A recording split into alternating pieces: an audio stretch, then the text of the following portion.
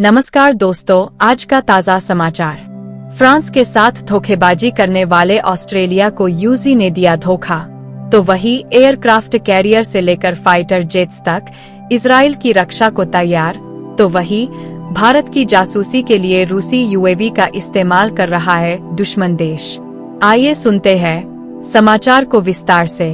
पाकिस्तान ने भारत की जासूसी करने के लिए रूसी ड्रोन का इस्तेमाल करना शुरू कर दिया है, जिसके बाद रूस ने अपने सुपरकैम ड्रोन सीरीज की बिक्री में भारी इजाफे की घोषणा की है, जो पहले से ही बेलारूस और पाकिस्तान सहित कई वैश्विक ग्राहकों को इन एडवांस मानव रहित हवाई वाहनों यूएवी का निर्यात कर रहा है।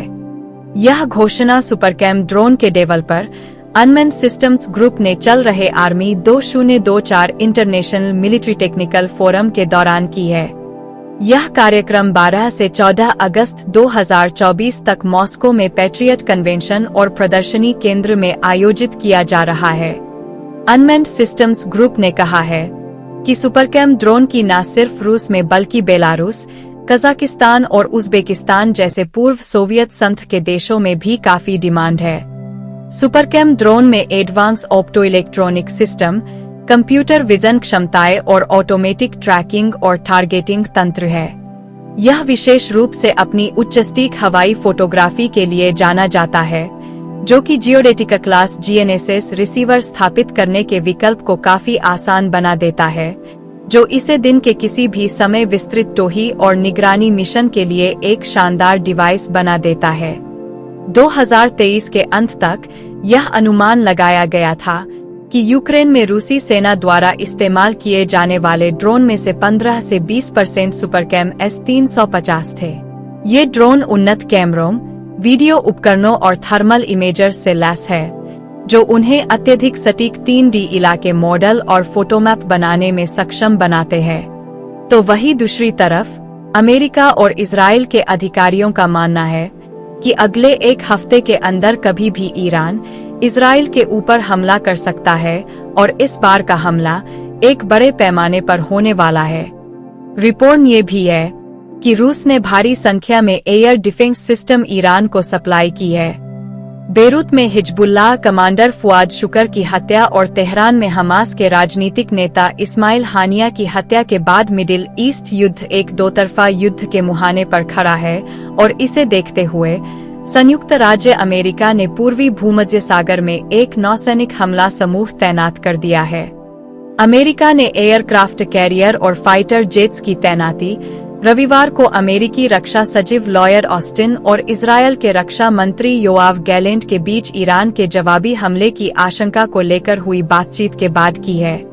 पेंटागन की तरफ से जारी बयान में कहा गया है कि लॉयड ऑस्टिन ने इजरायल की रक्षा के लिए हर संभव कदम उठाने की संयुक्त राज्य अमेरिका की प्रतिबद्धता को दोहराया और क्षेत्रीय तनाव बढ़ने के मद्देनजर पूरे मध्य पूर्व में अमेरिकी सैन्य बल की स्थिति और क्षमताओं को मजबूत करने का जिक्र किया। अमेरिका ने इजरायल की रक्षा के मकसद से एयरक्राफ्ट कैरियर अब्राहम लिंकन को तैनात कर रहा है, जिस पर अमेरिका का 5th generation fighter jet F-35 तैनात है, जो ईरान में किसी भी जगह पर बिना रडार की पकड़ में आए हमला कर सकता है। एयरक्राफ्ट कैरियर अब्राहम लिंकन पहले आराम से इस क्षेत्र की तरफ बढ़ रहा था, जहां इसे USS Theodore Roosevelt aircraft carrier की जगह लेना था, लेकिन अमेरिका के रक्षा मंत्री ने कहा कि इसे तेजी से आगे बढ़ने के लिए कहा गया है। इसके अलावा भूमध्य सागर में पहले से मौजूद गाइडेड मिसाइलों को ले जाने वाली परमाणु ऊर्जा से चलने वाली पनडुब्बी यूएसएस जॉर्जिया को भी इस क्षेत्र में तैनात कर दिया गया है।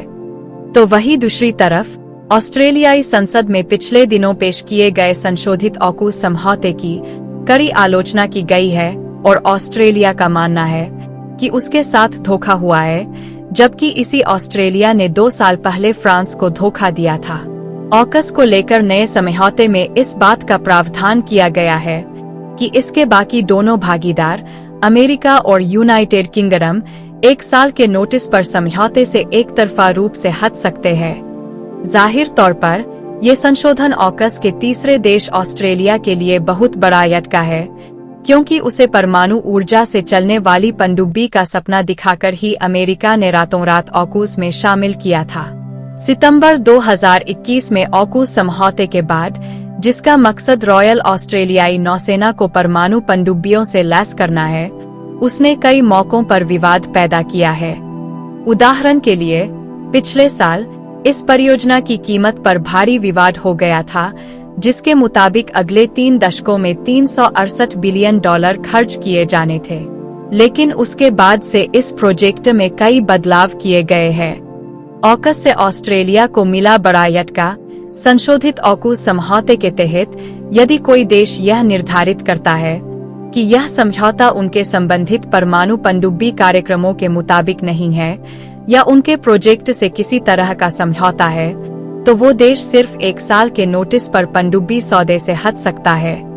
इस संशोधन के अनुच्छेद 1 के मुताबिक संयुक्त राज्य अमेरिका और यूनाइटेड किंगडम को पारंपरिक रूप से सशस्त्र परमाणु ऊर्जा से चलने वाली पनडुब्बियों से संबंधित सामग्री और उपकरण ऑस्ट्रेलिया को ट्रांसफर करना है, जब तक कि उनकी सुरक्षा और रक्षा के लिए कोई अनुचित जोखिम न हो। आपको बता दें, ऑकस का गठन इसलिए किया गया था ताकि ऑस्ट्रेलिया के लिए परमाणु ऊर्जा से चलने वाली पनडुब्बियों का निर्माण किया जाए, लेकिन सितंबर 2021 में समझौता होने के बाद से एक के बाद एक विवाद हो रहे हैं।